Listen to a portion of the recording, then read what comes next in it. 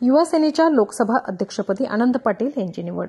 धाराशिव जिल्ह्यात युवा सेना व शिवसेना पक्षवाढीसाठी औशापासून बार्शीपर्यंत परिश्रम घेत कार्यकर्त्यांची फळी मजबूत करणारे युवा नेते आनंद पाटील यांची युवा सेनेच्या लोकसभा अध्यक्षपदी निवड झाली आहे।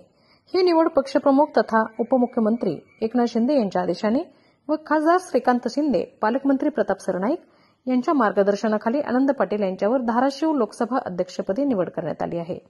युवा सेनेचे कार्याध्यक्ष पूर्वेश प्रताप सरनाईक, राज्याचे सचिव किरण साळी, मुख्य सचिव राहुल लोंढे यांनी आनंद पाटील यांची निवड करून शुभेच्छा दिल्या।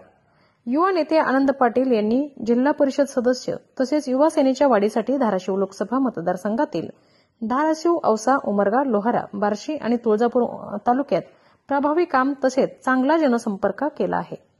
त्यांच्या कार्याची दखल घेऊन पक्षश्रेष्ठींनी त्यांची निवड केली आहे। त्यांच्या निवडीचे युवा सेना व शिवसेना शिंदे गटातील पदाधिकारी, कार्यकर्त्यांमधून स्वागत केले जात आहे।